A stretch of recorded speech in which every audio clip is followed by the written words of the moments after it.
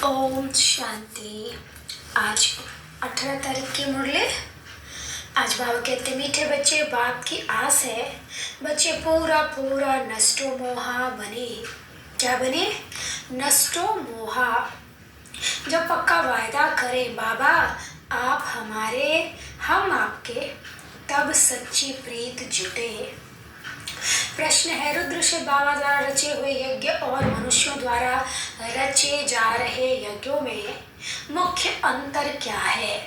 शिव बाबा द्वारा रचे हुए यज्ञ और मनुष्यों द्वारा रचे हुए यज्ञ में मुख्य अंतर क्या है? उत्तर, मनुष्य जो भी यज्ञ रचते उसमें जौ तिल आदि स्वाहा करते, वह मटेरियल यज्ञ है। बाप ने जो यज्ञ रचा है यह अविनाशी ज्ञान यज्ञ है। इसमें सारी पुरानी दुनिया स्वाहा हो जाती है। दूसरा है वह यज्ञ थोड़े समय तक चलता है, दुनियावी यज्ञ। यह यज्ञ जब तक विनाश न हो तब तक चलता रहेगा। जब तुम बच्चे कर्मातीत अवस्था तक पहुंचेंगे तब यज्ञ की समाप्ति होगी। हम कर्म करते, हर कर्म में बाबा को साथ जब तक लेकर नहीं चलेंगे तब तक हमारी कर्मातीत अवस्था नहीं होगी और विनाश भी नहीं होगा। गीत बजा है, निर्बल से लड़ाई बलवान की। ओम शांति। यह बच्चे जानते हैं कि इनको पाठशाला भी कहते हैं। किसको? इस ब्रह्मा कुमारी ईश्वरीय विश्वविद्यालय को पाठशाला भी कहते हैं और ज्ञान यज्ञ भी कहेंगे। पाठशाला के हिसाब से एम ऑब्जेक्ट तो जरूर चाहिए ना। पढ़ाई करने जाते हैं तो क्या बनना है ये तो सोच के जाते हैं। अभी यह यज्ञ का यज्ञ भी है और पाठशाला भी है। यह रुद्र ज्ञान यज्ञ है। वे लोग इनकी कॉपी करते हैं, मटेरियल यज्ञ रचते हैं, उनमें जौ तिल आदि की आहुति डालते हैं और दूसरा फिर बहुत बड़ा यज्ञ भी रचते हैं जहाँ चारों तरफ शास्त्रों को रखते हैं, बहुत बड़ी जमीन ले लेते हैं, फिर एक तरफ चावल घी आटा आदि सब रखते हैं और दूसरी तरफ शास्त्र भी सब रखते हैं। जो शास्त्र मांगो वह सुनाएंगे, फिर वहाँ यज्ञ में स्वाहा भी करते हैं। बाप कहते हैं यह रुद्र तो मेरा नाम है। कहते भी है ना, रुद्र भगवान ने यज्ञ रचा था, इसका नाम पड़ गया रुद्र ज्ञान यज्ञ। क्या कह रहे बाबा?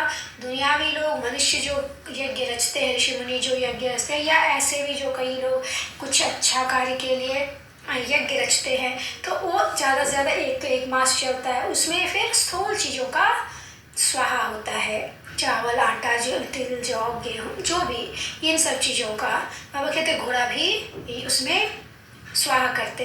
लेकिन ये जो अविनाशी रुद्र ज्ञान यज्ञ है, यहाँ ज्ञान से विकर्मों को स्वाहा करना होता है और इस सड़े गले तन को भी लास्ट में स्वाहा करना पड़ता है। जन्म जन्मांतर से आत्मा कपड़ा बदलती आई, शरीर बदलती आई, तो आत्मा भी बहुत मैली हो गई। अब उस आत्मा को धोने के लिए बाबा ज्ञान का गंगा जल दे रहा है।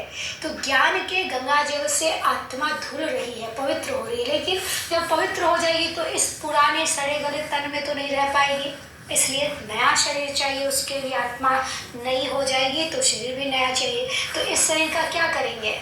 यहाँ तो जलता ही है, लेकिन असली में बाबा को संपूर्ण समर्पण जब करते हैं, बाबा के निमित्त जब रुद्र को जब स्वाहा करते हैं, रुद्र है शिव बाबा, और उनके निमित्त जब हम बलिहार जाते हैं, उनके निमित्त जब समा है शिव बाबा, हम सब परवाने बनकर जब स्वाहा होते हैं, तो बाबा कहता है यह है सच्चा रुद्र ज्ञान यज्ञ।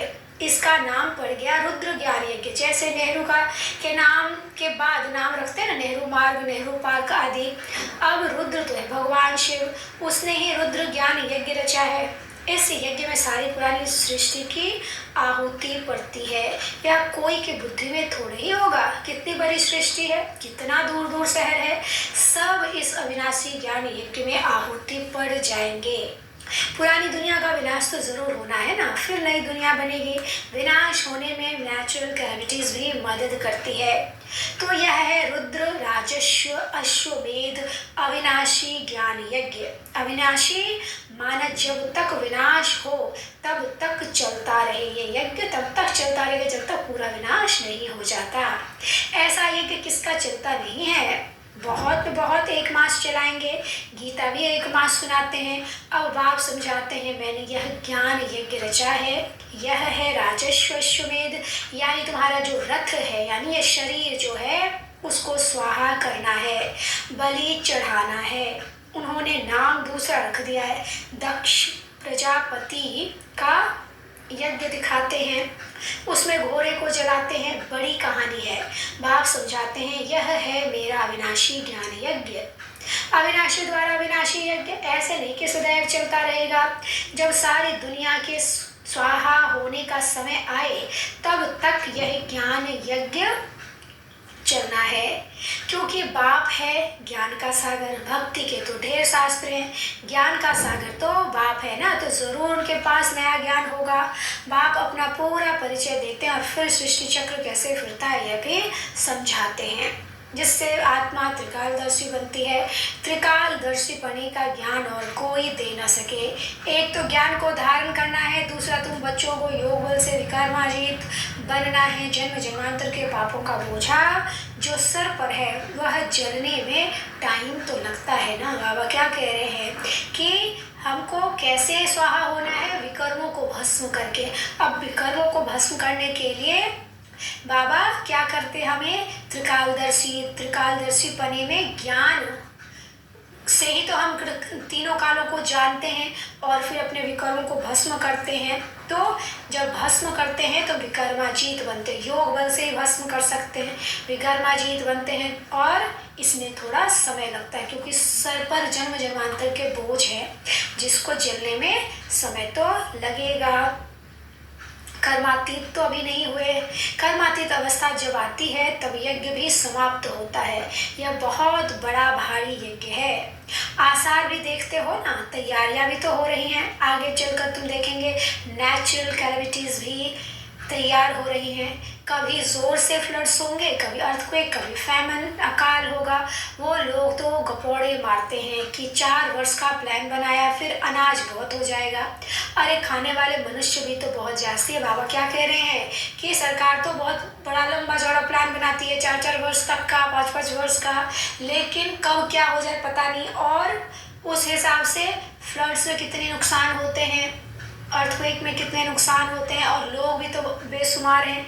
और फिर आना जाना, इधर से उधर लाना, ट्रांसपोर्टेशन का भी दिक्कत होता है। तो बाबा कहते हैं ये सब जानवर आदि कीड़े मकोड़े भी अनाज को बहुत नुकसान पहुंचाते हैं, तो बहुत नुकसान कर देते हैं। यह विचारों को लेकिन पता नहीं, दुनिया सोचती नहीं, बस अपना प्लान कर लेते कितना मनुष्य इस हिसाब से इतना हमारे पास अनाज है तो अब बहुत साल चलेगा, आराम से खा सकेंगे। लेकिन प्रकृति तो तांडव करने के लिए तैयार है ना, क्योंकि प्रकृति को हमने अपने लिए बहुत यूज़ किया है तो वो तो फिर बदला लेगी। तो बाबा कहते आगे लड़ाई में कितने स्टीमर्स डूबे थे, 1-2 का बहुत नुकसान किया था। बाप कहते हैं 5000 वर्ष पहले भी यह यज्ञ रचा था और तुम राजयोग सीखे थे। यज्ञ रचा जाता है ब्राह्मणों द्वारा। गीता में तो लड़ाई आदि की बातें लिख दी है, संजय आदि भी है।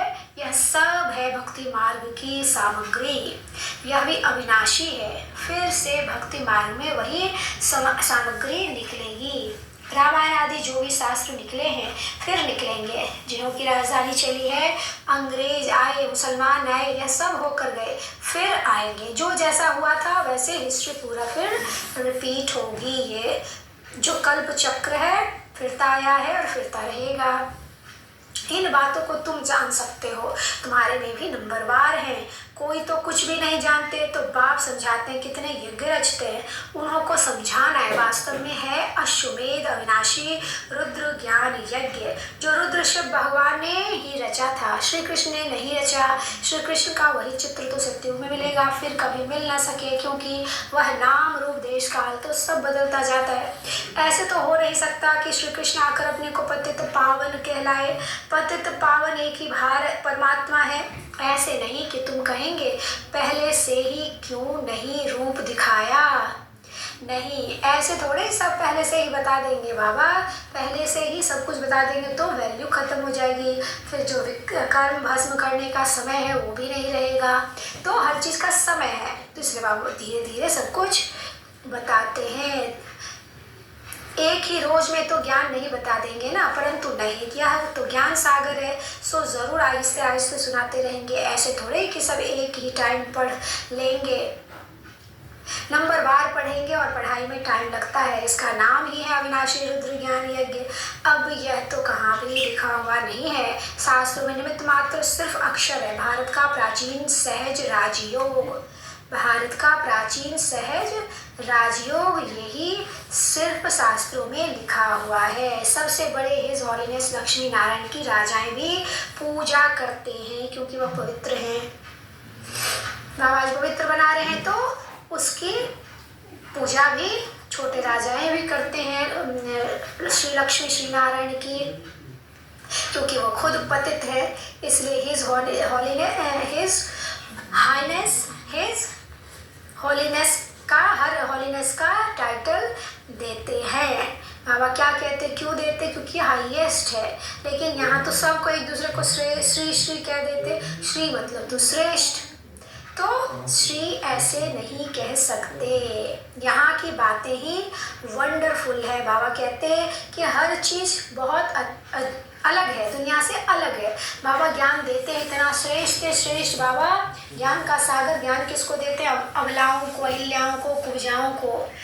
क्यों? क्योंकि वो शिव शक्ति है, सेना है, दुनिया उनको नहीं जानती, उनको तो नकारा समझती है।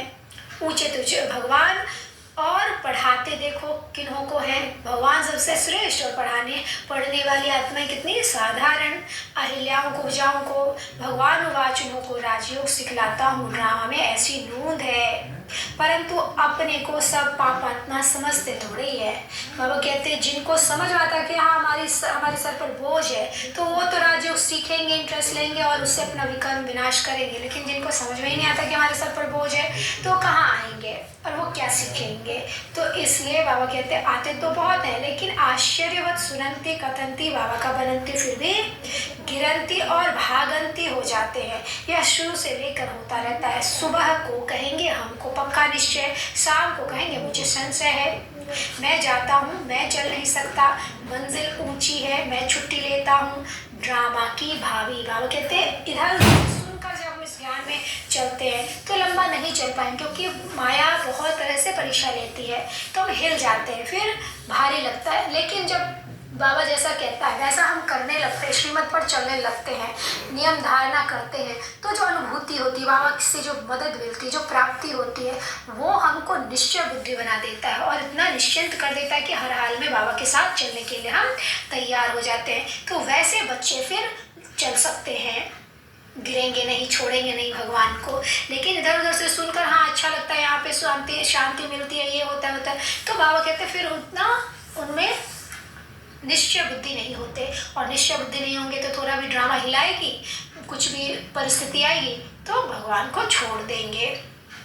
तो बाप कहते खबरदार रहना, ऐसे नहीं कि माया थप्पड़ मार दे और तुम फंस पड़ो। तुम मांगते ही हो जनक मिसल गृहस्थ व्यवहार में रहते जीवन मुक्ति पाए। हम क्या मांगते हैं? गृहस्थ व्यवहार में रहते जीवन मुक्ति पाए, पूरा नष्टो मोहा बने, तब बाप से पूरी प्रीत जुटे। बाबा बस हम तो आपको ही याद करेंगे, आपसे ही वर्षा लेकर ही छोड़ेंगे, ऐसी प्रतिज्ञा करनी पड़े, तब ही स्त्री पुरुष दोनों पवित्र बन स्वर्गधाम जा सकेंगे, दोनों ही ज्ञान चिता पर बैठ जाएंगे, ऐसे बहुत जोड़े बनेंगे। बाबा ने आज वरदान दे दिया युगलों को, दोनों हस्बैंड वाइफ इस ज्ञान में अच्छे से चले। इसलिए धारणा नियम व्रत बिल्कुल पक्का होना चाहिए, फिर जल्दी जल्दी झाड़ बढ़ना शुरू हो जाएगा। यानी ये आदि सनातन देवी देवता धर्म का जो वृक्ष है वो फैलना शुरू हो जाएगा। अच्छा मीठे मीठे से कि लदे बच्चों प्रति माता पिता बाप दादा का याद प्यार और गुड मॉर्निंग। रूहानी बाप की रूहानी बच्चों को नमस्ते, हम रूहानी बच्चों की रूहानी बाप दादा को नमस्ते। बाबा नमस्ते, शुक्रिया बाबा, शुक्रिया। धारणा के लिए मुख्य सार है पहला, इस अविनाशी ज्ञान यज्ञ में अपने इस रथ सहित सब कुछ स्वाहा करना है। रथ मतलब शरीर, शरीर सहित सब कुछ स्वाहा करना है। सर्विस के लिए बहुत बहुत चुस्त और फुर्त बनना है। दूसरा, माया कितनी भी गर्म हो सावधान रह, उसके थप्पड़ से स्वयं को बचाना है, घबराना नहीं है। माया यानी हमारे अपने विकार, अपने कमी कमजोरी, हमारे अपनी जहाँ काम होगा, क्रोध लोभ मोह अहंकार में जहाँ हमारी बुद्धि होगी वहाँ हमको माया परीक्षा लेगी, तो डरना नहीं है, बहुत स्थिर बुद्धि हो कि मैं मास्टर सर्वशक्तिवान हूँ, इसका बहुत अभ्यास करना चाहिए और फिर माया से हम जीत पाएंगे। वरदान, दया भाव को धारण कर सर्व की समस्याओं को समाप्त करने वाले मास्टर दाता भव। दया भाव को धारण कर सर्व की समस्याओं को समाप्त करने वाले मास्टर दाता भव। जिन आत्माओं के भी संपर्क में आते हो, चाहे कोई कैसे भी संस्कार वाला हो, अपोजिशन करने वाला हो, स्वभाव के टक्कर खाने वाला हो, क्रोधी हो, कितना भी विरोधी हो, आपकी दया भावना उसके अनेक जन्मों के कड़े हिसाब किताब को सेकंड में समाप्त कर देगी। आप सिर्फ अपने अनादि आदि दातापन के संस्कार को इमर्ज कर दया भाव का धारण कर लो तो परिवार, ब्राह्मण परिवार की सर्व समस्याएं समाप्त हो जाएंगी। यानी जो आए उसको मैं आत्मा, शांत स्वरूप, प्रेम स्वरूप, सुख स्वरूप, आनंद स्वरूप, शक्ति स्वरूप हूँ, इसका बहुत गहराई से अभ्यास कर उनको दान देना है। इस आत्मा को भी शक्ति मिले, ये भी शक्ति स्वरूप बने, शांत हो जाए, पवित्र बन जाए। स्लोगन, अपने रहमदिल स्वरूप व दृष्टि से हर आत्मा को परिवर्तन करना ही पुण्यात्मा बनना है। रहमदिल स्वरूप और दृष्टि से हर आत्मा का परिवर्तन करना ही पुण्यात्मा बनना है। अच्छा, ओम शांति।